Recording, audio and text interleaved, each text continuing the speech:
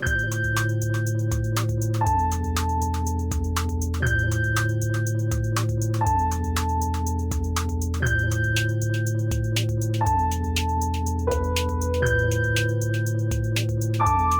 right, everybody, welcome back. This is The End of the World with Michael and Stu.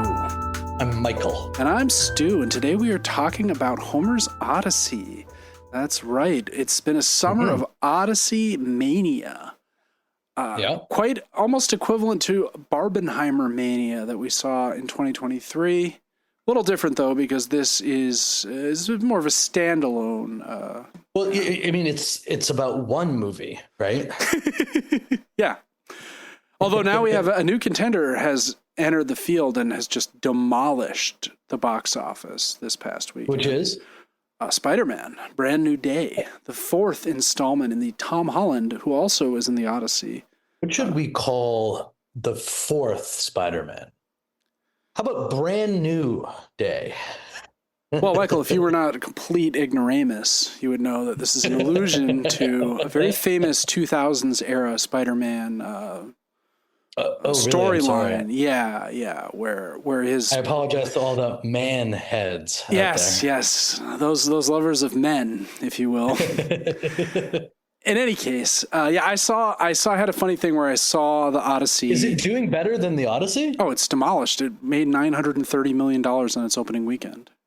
That's it. Yeah, it's the second highest grossing film ever on opening weekend. What? Yeah. You know, I haven't seen a minute of any of the Spider-Mans, including who was the first one? Tobey Maguire? Right. Well, I mean, you should be executed at once. Look, some of us grew up with Man, all right? And he's been an important part of our lives and is still an important part of our lives. In fact, What's his thing? He got bit by a spider? A radioactive spider. I'm in fact in possession, Michael, of that very comic book where that happens in this apartment right now. Yeah. And then he just becomes the man version.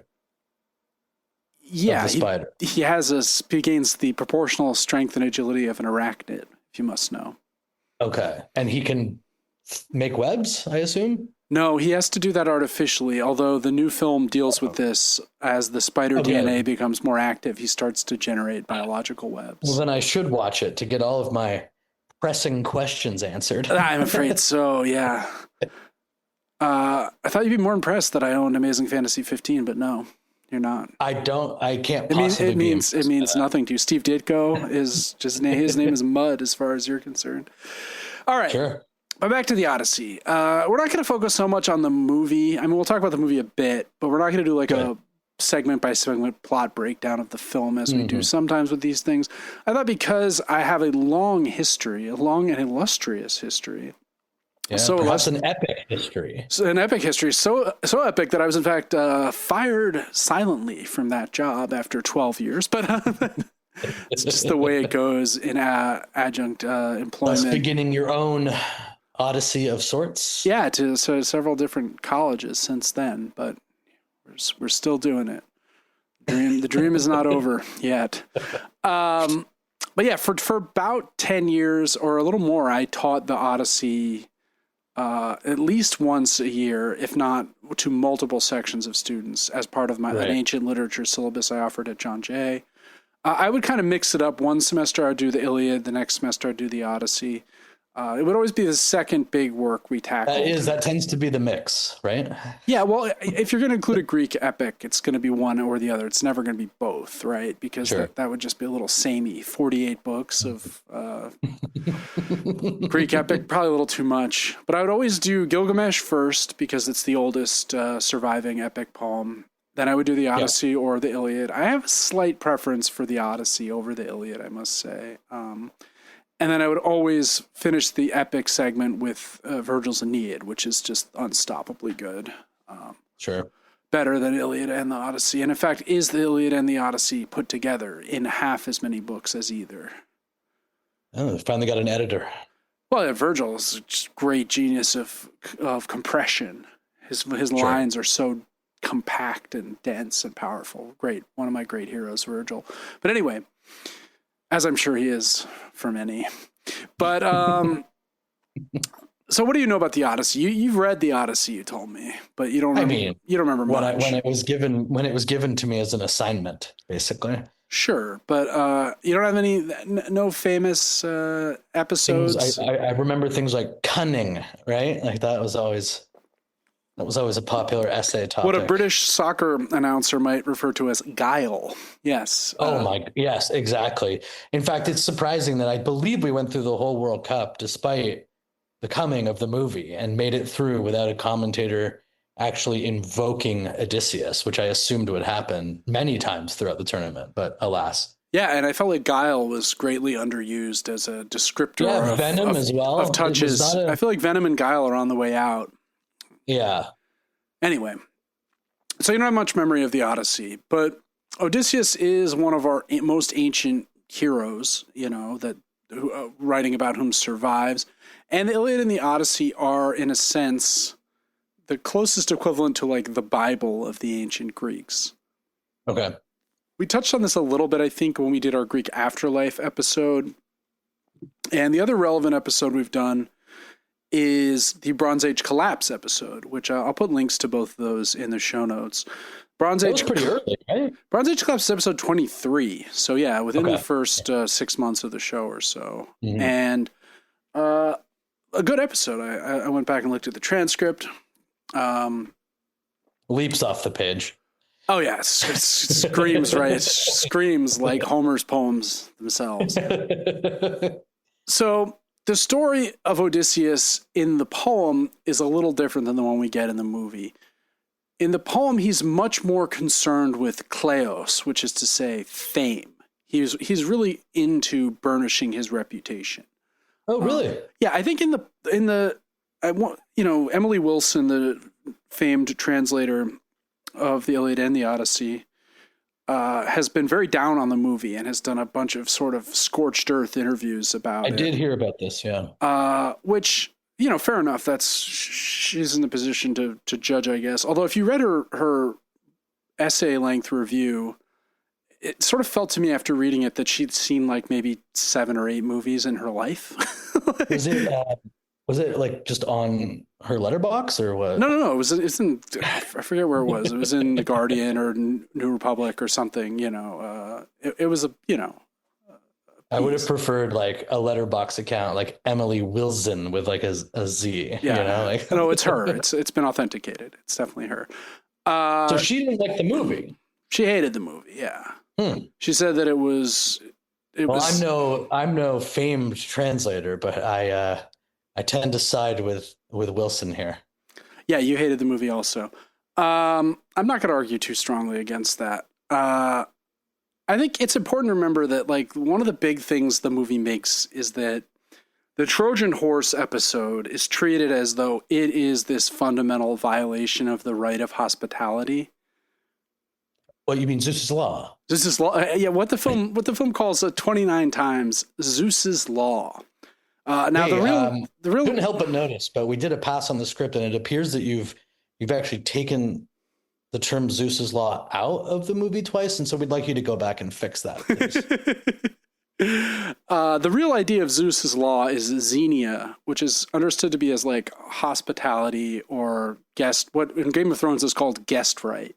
Mm-hmm. The idea that if you approach a host and you're polite, it's their duty to treat you as if you might be a god in disguise, right?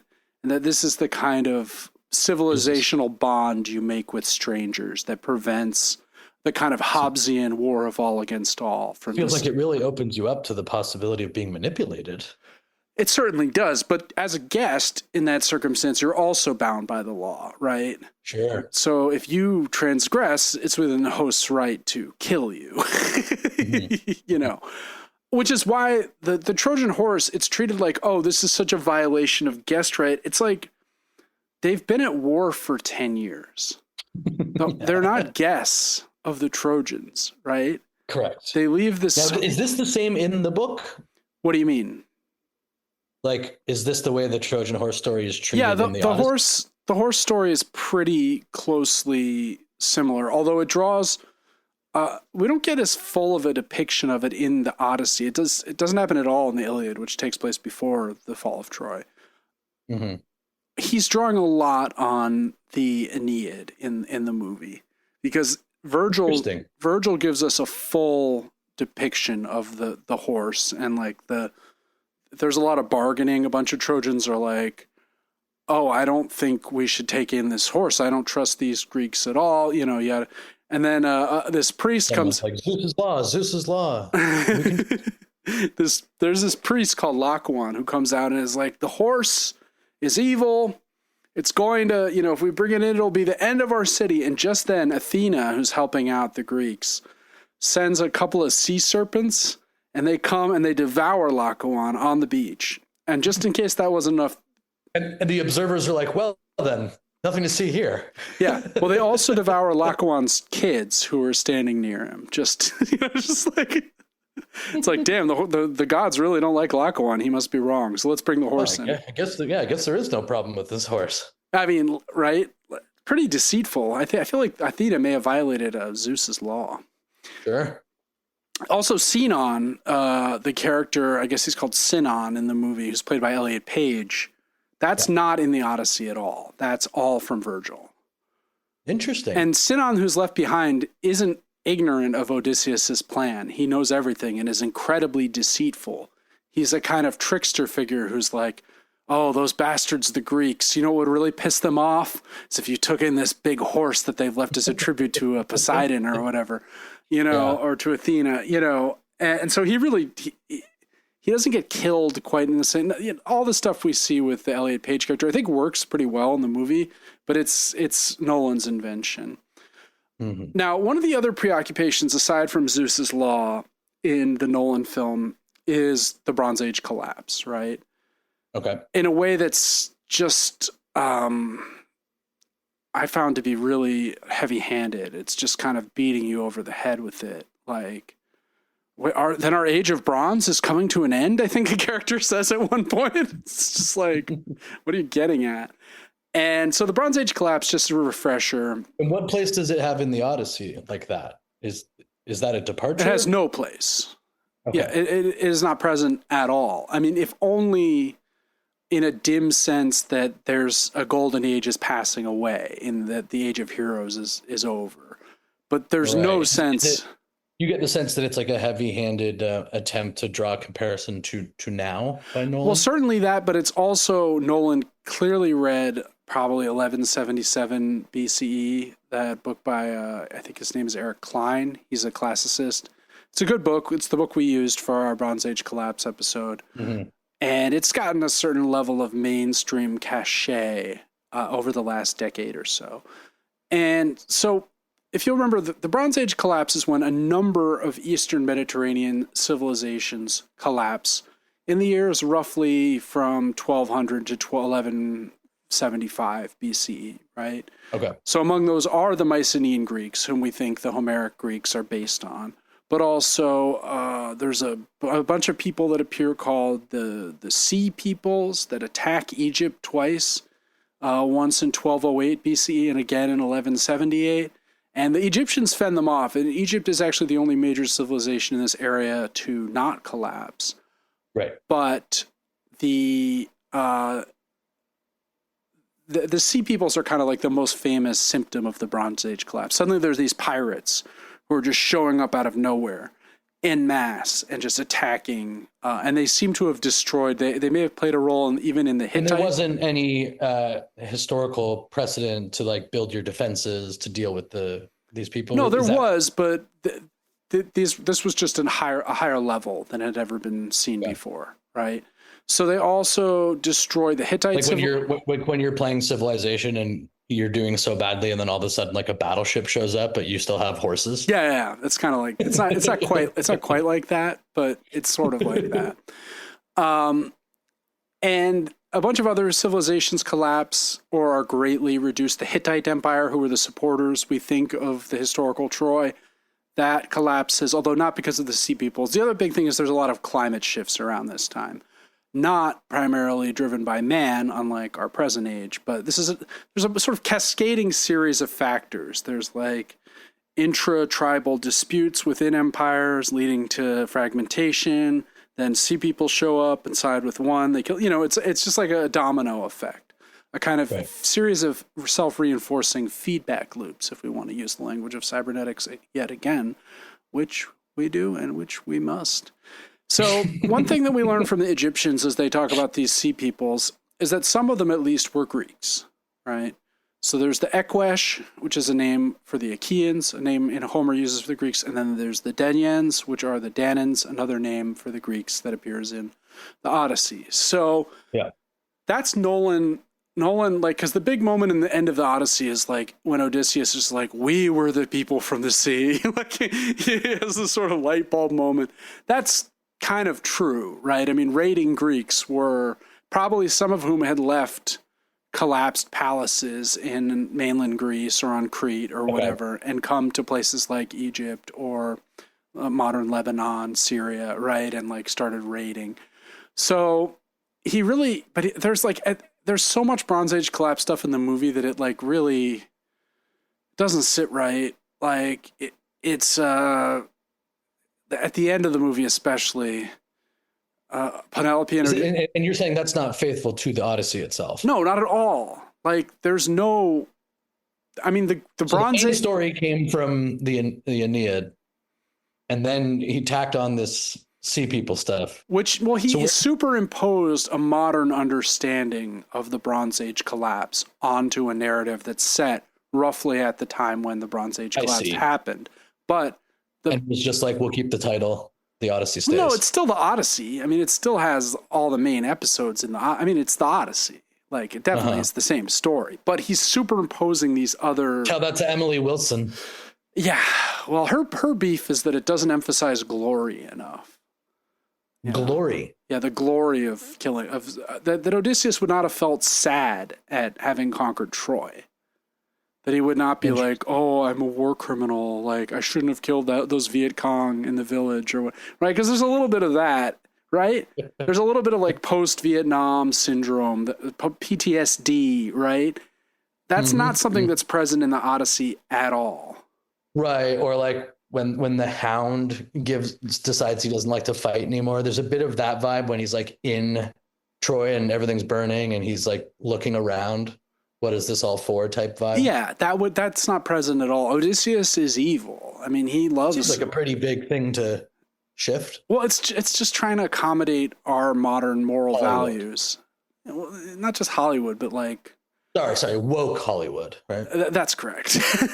Well, it's because this has led to something funny where a lot of people hate Emily Wilson because they assume she's woke because she's a woman, which is not correct, by the way. Yeah. I actually know Emily Wilson very slightly. She was a grad student at Yale when I was an undergrad, and I never had her as a teacher or anything, but we had friends in common, so I went out drinking with her once or twice. She's as old school British classicist, comes from a kind of patrician. Interesting. She's not woke in the slightest. She's just a woman. And so like, this is just how shallow and stupid like anti-woke ideology is. Like, does not even address the content of what anyone does at all. All it is like pointing at someone's skin or gender or whatever and being like, that's woke. Believe it or not, Michael, the anti-woke stuff is actually not as sophisticated as you might expect. So let's talk about Homer a little bit, because why not? So Homer, or Omeros, what does Omeros mean? You guessed it, hostage. So, really? Yeah, so the person who composed the Iliad and the Odyssey allegedly was forced to. Yeah, or was some kind of royal person who was in the captive of another king, because the exchanging of hostages was a common practice in peace negotiations at the time. You're gonna write the greatest damn epic. Well, you wouldn't be hostage and forced to write, but I see. There's that's good though. There's some thought that this may point to him being some kind of wealthy person, but there's as many people that think Homer isn't a real person at all, and that it's just a kind of retroactive name that was given to what essentially were a group of or several individuals who compiled these oral narratives into the form that we know today. And there's ample evidence that the Odyssey was definitely written after the Iliad, and that they probably were not written by the same hand.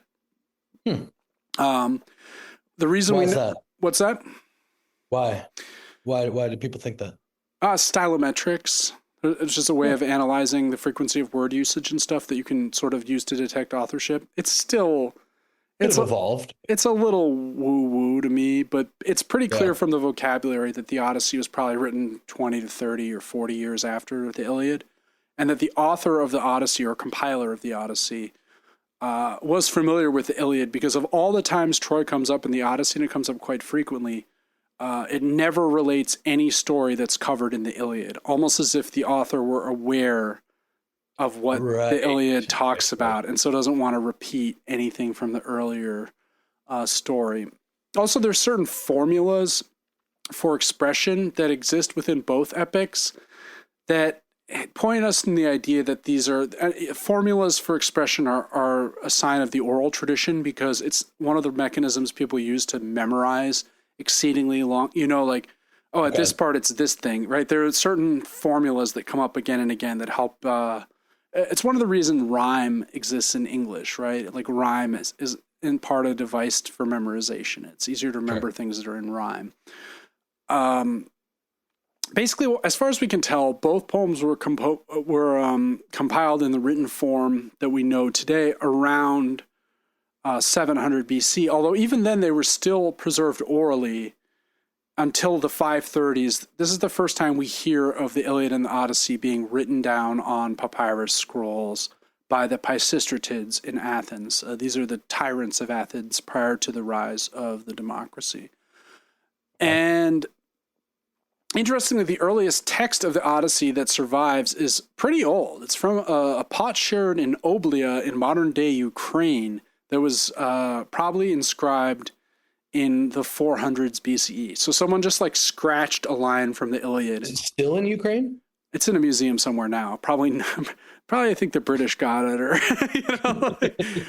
would it shock you to know that it's actually in the Louvre? Anyway, so the Odyssey probably comes into being in what is known as the tail end of the Greek Dark Age, right? So 1200 BC, Greek civilization collapses.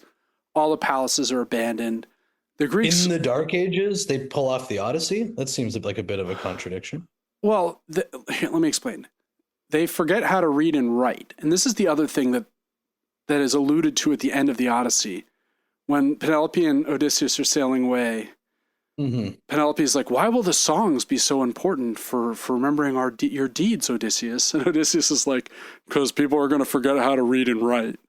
And it's just there is no way that would ever have been said in the Odyssey. Right. I think it's like Nolan being like, I know about the Bronze Age collapse, wink, wink. Yeah. But in the most that's kind of interesting. Just what are you doing, bro? Come on. In any case, no. So stories in some form or another about the Trojan War developed during that Dark Age from 1200 to 800 BCE. The Greeks regained the ability to read and write sometime around 800 or thereabouts. That's where our earliest evidence. How many people are fighting in that war? How big is Troy? I mean, if there was no historical Trojan War that lasted for 10 years, where there were thousands of people on either side. No, but in the book, in the book, it's a lot. Okay. There's 1,000 ships. Okay, right. That's what I was. But asking. In reality, it would not have been 1,000 ships. Mm-hmm. 1,000 ships would be the biggest fleet assembled in classical antiquity, when we know there were much higher populations. But yeah, I think Troy... Maybe 20 ships? Maybe more than that. Maybe 100. Okay. There were several thousand people living at Troy, but we're not talking 50,000 people. We're not talking anywhere. Right, so one little wooden horse full of people might have been able to cause a ruckus. Sure, but I mean, the historicity of the Trojan horse is extremely suspect. I mean, how stupid are the Trojans? Let's take the horse into the... It's come on, man. No one's falling for that. No one's going to check to see if there's some guys inside the horse. Come on. oh, the war's over. The Greeks are all gone. Let's just bring this giant thing they left me. Come on, like, people have said that the Trojan horse is a metaphor for siege engine, right? That they developed the first like tower on wheels you could push up to the walls and attack from above, right? That's like a Civilization game moment. Exactly. So the reason eventually Greeks become more sophisticated in their ability to read and write, they write down the poem or they compile the poem. But this is like, by the time it's getting written down or codified, it would be like you or me writing a poem about Columbus based only on oral tradition that had been reported to us with no writing over 500 years. Funny that you mentioned that, because that is what I'm working on. I didn't want to tell all the listeners until it was done, but geez. Your oral tradition, Columbus. I am trying to preserve, the Italian American heritage that is under ceaseless attack in this city of ours. Well, I'm sure you're going to win that fight. So the poem's about Odysseus coming back from Troy, obviously. Sure. And I'm going to just go through like what happens in the actual book. One thing that's interesting about it is, even though this is like the oldest text in literature, well, aside from Gilgamesh and a few earlier things, it's older than the Bible, for instance. Like the oldest portions of the Bible are not written down until, I think, around the time of the Babylonian captivity, which is in the late 6th century BCE. Basically, it's got a very postmodern structure. It's filled with flashbacks. It opens on the suitors. The suitors are partying. They've been partying at Odysseus' house for years, begging Odysseus' wife Penelope to pick one of them to be her new husband. The assumption being Odysseus is long dead. Everyone who's going to return from Troy has long ago returned. And since he hasn't... We're all really good at partying. We would make great husbands.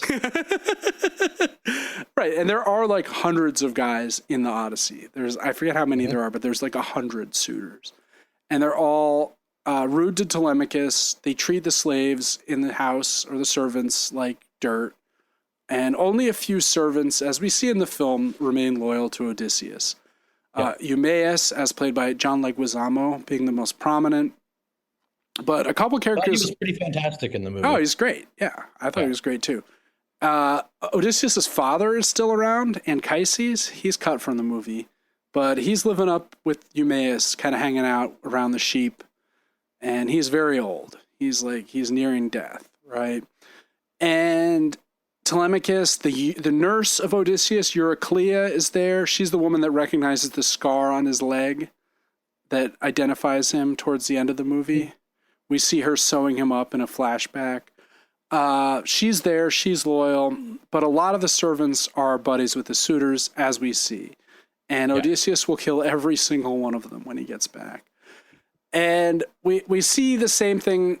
I thought like he was pretty faithful to the structure of the poem, like the flashbacks, the time jumps, which is all like vintage Christopher Nolan stuff anyway, is actually,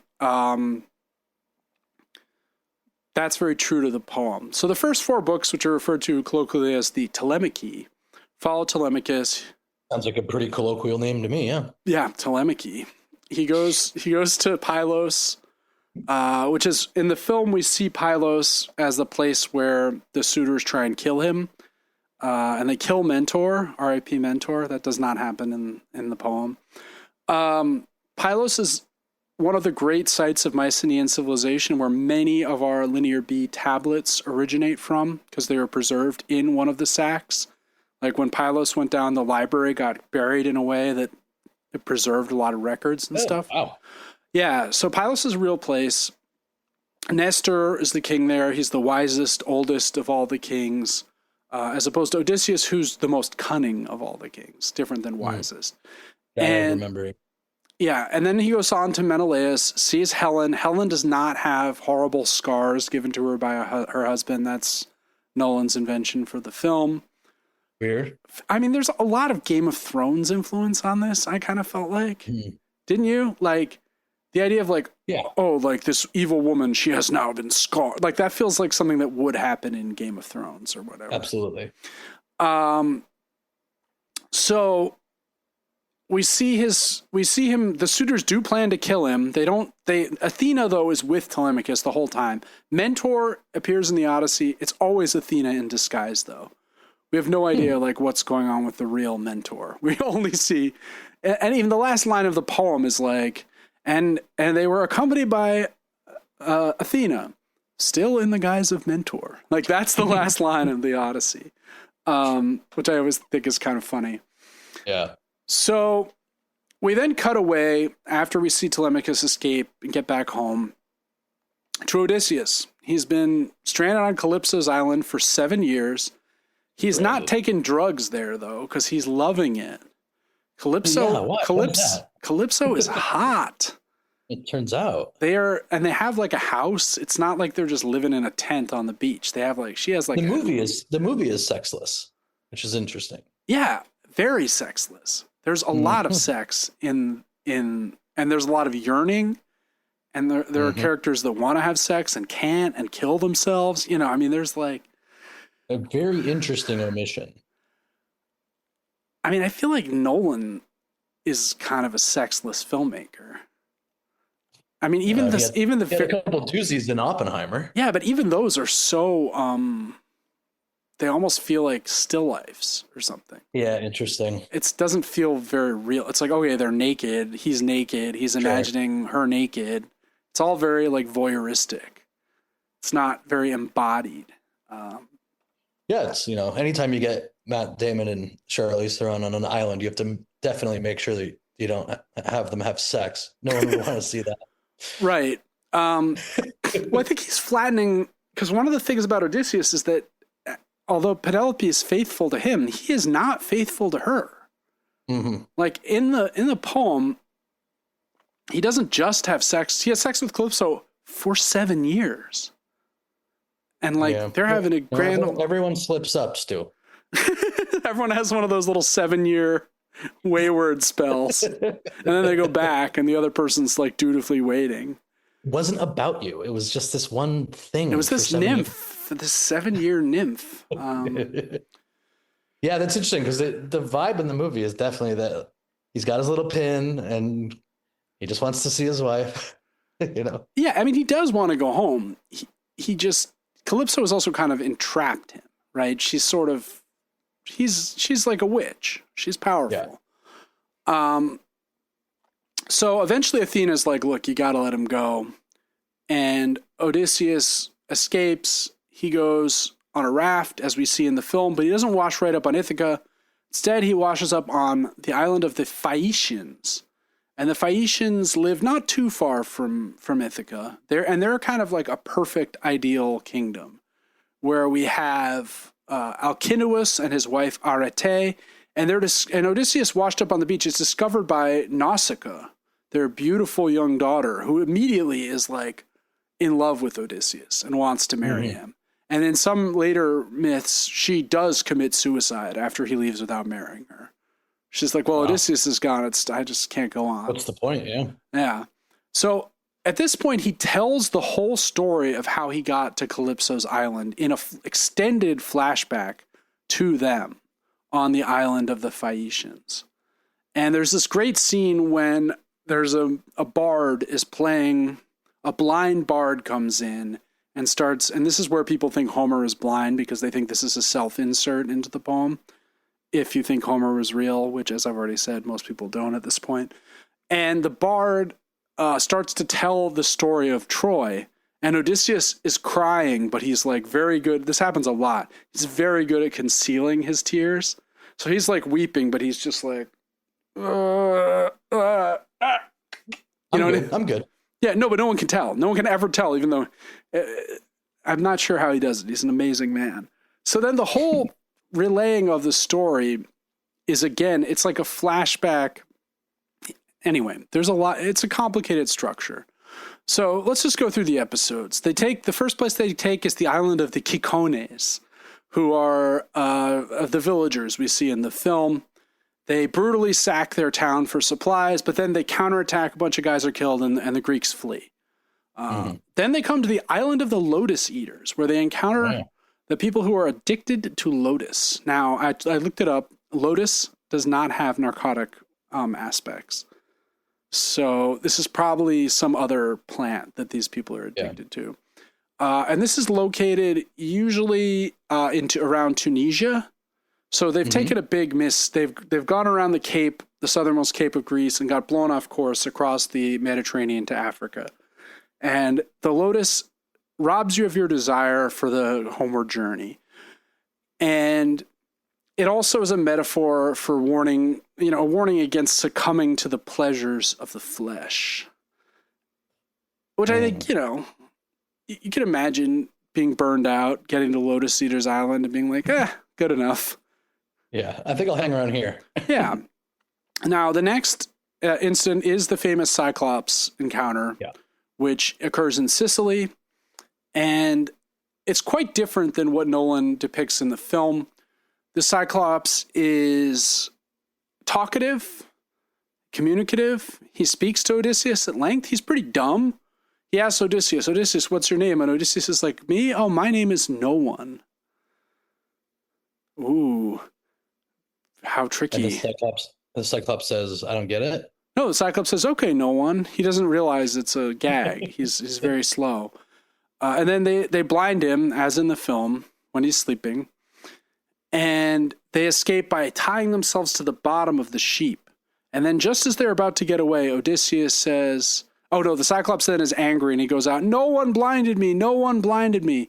And the other Cyclops hear him and they're like, well, if no one blinded you, then there's no problem. It's actually pretty... It's a bit of a weird thing to say. No, it's actually pretty funny. Like, it's a bit in the Odyssey. You're like, okay. Yeah. And this is part of the reason it takes him so long is because he brags. He can't just get away with it. He's like, it wasn't no one that blinded you, Cyclops.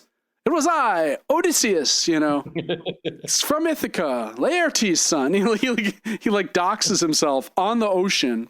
And you can just code, Instagram profile. You can see Poseidon's trident rising out of the water, being like, and this is hubris, right? So he violates hospitality by stealing the Cyclops' food and then blinding him without having been invited. Cyclops is also not a great host, but the real sin is hubris, right? Which is insulting the gods through your arrogant comparison of yourself to them, right? Now, they next get to the island of Aeolus, the king of the winds. They chill for a month. In the Odyssey, they're always getting somewhere and just chilling and partying for a month, a year. They don't care. They're in no real hurry. He gives them a bag. Aeolus loves Odysseus. He gives him a bag that has a bag that's filled with all the winds. I mean, it's not a real thing. And he's like, here, just hold these, and the one wind that I haven't put in the bag will just blow you straight home after you leave. And Odysseus is like, bet. So he doesn't tell his men about this. So again, this is hubris. Like, I can do this all on my own. I don't need to tell the men about it at all. They get to within sight of Ithaca, and Odysseus passes out from exhaustion. And the men are like, that bag is filled with treasure he's withholding from us. Let's get at it. So they open the bag, the winds get out, they get blown all the way back to Aeolus' island, which is on the other side of Italy. I mean, it's a total disaster. And if he had just trusted his men, if he had delegated, but he gets back to Aeolus, and Aeolus is like, you're the vilest, most disgusting person I've ever seen in my life. Get the fuck away from me, you fucking freak. So that's over. Then they get to the island of the Lystragonians, who are gigantic cannibals who destroy most of his other boats, and only he and a few men survive. This is the scene with the knights in the movie, right? The giant knights. And I think, again, what's their armor made of in that scene, Michael? Yeah, I don't know. Iron? Iron. Oh, yeah. Is our age of bronze being replaced by one of iron? Right? So, that's fine. But it's like, all right, I get it. You've read about the Bronze Age collapse. Like, I've got it. There's no intimation in the poem that they have iron weapons. So the one remaining ship then gets to Circe's island. The gluttonous men are turned to swine. I thought that scene was one of the better ones in the film. Absolutely. When they turned to pigs, that actress was really good. Circe, however, in the myth is very attractive. So I thought it was interesting to have her be kind of a more plain woman. Yeah. Circe, he stays with Circe for a year. They have multiple kids together, possibly.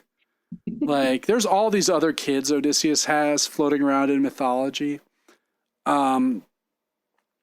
She eventually is like, look, the only way you're going to appease Poseidon is you got to talk to Tiresias. So they go to the land of the dead. We see the first person we see in the land of the dead is Elpenor, who was a guy who died while partying at Circe's house and no one noticed and they didn't bury him. He's like, Odysseus, you forgot to bury me. I'm stuck on the outside of hell. What the hell? And he's like, don't worry, buddy. We'll take care of that. Unclear if he ever does. Then he talks to Agamemnon, as in the film. And he talks to his mother, who's like too sad to speak, having died of like heartbreak from Odysseus's long absence. And lastly, he speaks to Achilles, who says he'd rather be the slave of the poorest man than the king of hell, because being in hell is so goddamn boring. Huh. Yeah, little afterlife. We may have mentioned that in the afterlife episode on Greece, because I forget. But in our afterlife stuff, we've talked about how a lot of visions of the afterlife are just boring. Absolutely. Yeah. So that's another one of those. Finally, Tiresias, the blind prophet of Thebes, appears and is like, "Look, you're gonna get home alone. Your men are all gonna die." And like in the movie, Odysseus does not share this with the men, probably wisely, right? Yeah. And he's like, they're going to eat the cattle of the sun, and Zeus is going to kill them all. But when you get back, you got to take a winnowing fan. You got to take an oar on your shoulder and walk far inland, way away from Ithaca. You got to leave again. And when you get to people who are like, oh, what's that winnowing fan on your shoulder? It'll mean they've never seen an oar, and they think it's like a fan for fanning wheat from the chaff kind of thing. And that will be a place where Poseidon is unknown because they don't know about boats. So they're going to tell them about Poseidon, set up a shrine, teach them his worship, and that's how you can atone. Basically, you're going to go on a missionary mission. You're going to go on a missionary trip, and you're going to convert people to to worship of Poseidon. And I always thought that was kind of good, but he tells the men nothing. The siren's skill in Charybdis happens much as in the movie. Why does Odysseus... Didn't love it. Yeah, I thought the Scylla looked... Tie me up. I'll shriek for 30 seconds. But we didn't hear their music, really. Like... No, although that's... To me, I didn't mind that, because it's like... How are you going to come up with the sound to actually, Well, you're going to hire Ed Sheeran, obviously. If Justin Bieber is unavailable. Yeah, I thought the Scylla, the monster, looked kind of bad. Like coming out, taking the men up. Like just so CG in a movie that had a lot of practical energy. And also the Charybdis didn't look... an extra another 50 mil on that budget. They could have got it done, and I mean, like the Charybdis, it just sort of seemed like you could just sail around the Charybdis, right? Like Absolutely. The whirlpool, we didn't get any top-down view of like I feel like the whirlpool usually has there's like an evil mouth in the middle of the whirlpool, kind of, right? But no. Odysseus he kind of tricks the men into going the way of Scylla without telling them about the monster, which is an example of his pragmatism, right? I mean... They're already dead anyway, right, Stu? So. They're all going to die. It doesn't matter. Yeah.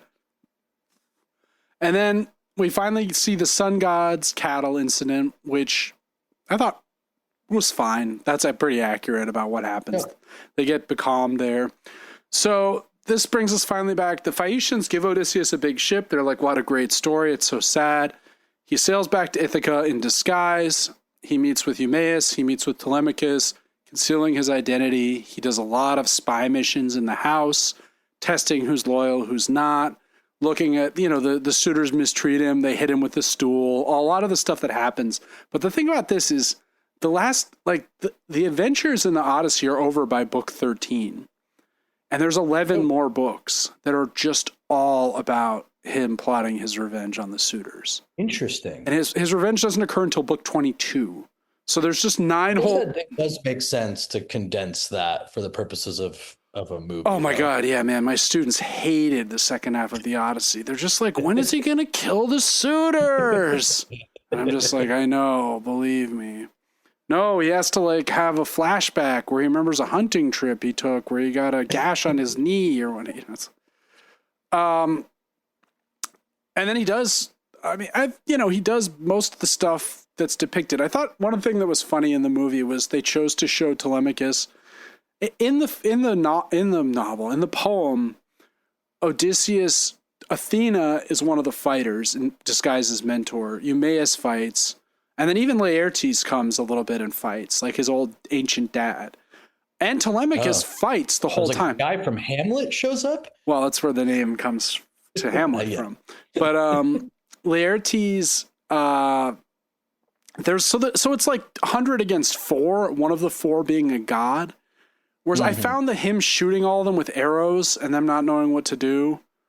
It's like, well, there's one guy with a bow and arrow. Just charge him and kill him. Charge him, right? I mean, they've been partying for a long time. They're pretty wasted. Like, yeah, they're all hungover. I found that a little unsatisfying. I didn't like the choreography of the final fight and and then the Telemachus is fighting against the pig herd or what, the goat herd, Melanthius, as he's throwing weapons down. I was like, I thought Tom Holland was pretty much a bust in this thing. Yeah, I did too. Much better in Spider-Man. Much better as. I just also find it like a strange choice. I don't know. With a much more profound character, Spider-Man is much more suited to Tom Holland's talents. You're at the point where you can cast anybody. It's just weird. I don't know. I think he just wanted that draw, right? Because he has Zendaya as Athena / the priestess, right? She's sort of I don't know. I thought the treatment of the gods in the film was pretty good. Clearly, he's trying to make some analogies to our world, our own moment of precarity, right? Where we're on the verge of a similar slide into backwardness where we forget how to read and write. And in the notes I've just written, perhaps, but it's not because of piracy or even climate change. In fact, it's because of AI. Right? like that's what's like leading the charge in our slide back to illiteracy. And we do have climate change, but climate change doesn't really come up in this story. There's also one weird moment where he's like, Agamemnon wants to dominate the trade routes or something, where it's like, all right, like, are we going to do like a realpolitik Odyssey or are we going to do the mythological Odyssey? It's a little weird to try to have it both ways. What did you think, just to wrap it up, like, what are your thoughts on the movie as somebody who obviously has spent so much time with the poem? I'll say it did a good job of economizing the incidents. Like the incidents it left out, like the kick home, it made up for those by like the Lotus Eaters. We didn't see them, but then the Lotus on Calypso's island, I thought that was fine. Like I just thought the dialogue was really bad. The dialogue was incredibly bad and incredibly wooden. It was truly like cringeworthy, and obviously that feels really out of place considering the source material, but also like, I don't know, it looked amazing. It looked amazing, but it looked quite drab. Like the thing we have this vision of the ancient world as being black, like very white and like stone. They had paint, they had colors. Yeah, okay. They wore a lot of different colors. We know from fragments I'm like, obviously everybody is excited to go watch like a huge movie, right? Yeah. Fine. And as they say in the modern day, it's a hell of an IP, right? But but at a certain point, I don't know, with movies like this, I'm like, it's hard for me to be impressed because you have so much money. It's like, it's supposed to look good, like it doesn't feel like, it didn't feel like a particularly like incredible filmmaking more than it did just like a thing at scale. Did you like this better than Oppenheimer or worse? I liked this much better than Oppenheimer. Yeah. The thing about Oppenheimer is just like, I think we've talked about this before, but it's like you have the highest stakes you could have for a movie, and the whole third act is about a Senate hearing. I'm like, I just can't. The whole movie is framed by the Senate hearing. Like it's just like, I can't handle this. Security clearances is the issue. Jesus Christ. Yeah, fair enough. Yeah, I would say I preferred this to Oppenheimer too. It had a little bit more pace. I mean, this was still like fun. I mean, like, for everything I just said, it's like not only was it much more fun. I mean, obviously it's going to be more fun. It's the Odyssey, but also like they're similar in length, and boy, did this feel so much quicker. Yeah, that's really how that's the big difference I noticed as well. Yeah, I mean, I liked it. I thought as I've said over and over again, I thought the sort of like hammering, like the just beating you over the head with the Bronze Age collapse stuff was just a bridge too far for me. I will say that to strike a slightly hopeful note, it's like, to speak on the IP, right? There is something encouraging about the fact that this incredibly mainstream cast, an incredibly mainstream director, an incredibly like mainstream sort of blockbuster has led to, hundreds of thousands, if not millions of people discovering or rediscovering a work like the Odyssey. Absolutely. Buying it, reading it. I mean, Emily Wilson herself notes that like 1 million people have bought the Odyssey, her translation or something. Just since the movie came out, like, yeah, it's interesting in the last month. What you were saying at the beginning, because after I watched it, I didn't go out to get the Odyssey, but in fact, I am going to take on the Aeneid. Aeneid's so good, man. So, but I think, just the idea of these massively important works sort of flooding back into culture sort of feels, I mean, somewhat hopeful. Yeah. And just like out of step with the overall degradation of culture that we talk about. And so I think it's important to note like that can still happen. And even if it has to happen in this way, like, it's kind of a cool development. Yeah, I wonder if any of my old students... People's like summer beach read is the Odyssey is kind of just fun. Yeah, I wonder if any of my old students, from 20 years ago or whenever I first started, were like, oh, the Odyssey. And like, I read that. What would Dr. Watson have thought about the movie? I pretended to read that for Watson's class back in '09. Yeah. All right. Well, I mean, yeah, I agree with everything you just said. I think there is something hopeful about it. I kind of just wish somehow it had been better, but as far as adaptations of the Odyssey, like, I don't see how it could be that much better. This did a good job. I think that's a key point, right? It's kind of like if you're going to be critical of it, and of course it's different if it is someone like a noted translator of the thing, but people like us being like, wow, the movie, and it's like, well, kind of like, okay, well, you try. Yeah, well, I wouldn't. I mean, it's kind of a fool's errand, but he's done. With that considered, I think it's pretty economical. I just wish the script were a little better, And I just wish there was way more sex. So there you go. Yeah. All right. Well, we haven't chosen our topic for next week, but I'm sure we'll probably tease it out though. Yeah, we'll definitely there's just dropping some hints about it in the Instagram stories. But if you like the show, you can follow us on the podcatcher of your choice. If you really like it, you can leave us a rating and or review on that podcatcher. You can also follow us on Instagram to see those teases at the end of the world, or what is it? End of the World WMS on Instagram. Yes, it's the same one that it's always been. That I've said 115 times or whatever, however long we've been doing this, 130 times. Anyway, we post exciting reels from the show there, in addition to our many, many teases. So we'll have something good. I think maybe a book or something different next time. Who knows? Mm-hmm. Who can say? But until then, this has been the End of the World with Michael and Stu. I'm Michael. And I'm Stu, and we will talk to you real soon.